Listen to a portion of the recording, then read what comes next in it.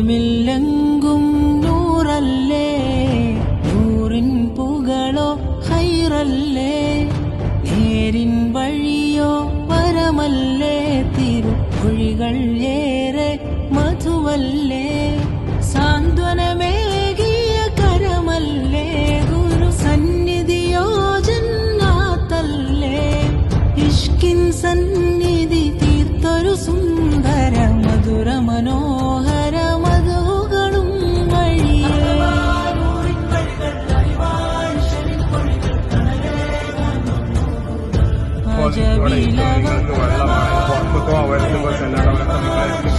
എല്ലാവരും അവരെ സ്നേഹിച്ചിരുന്നാൽ മതി. അവിടെ ആരും മാറി പോകണ്ട എന്ന് അറിയിക്കും.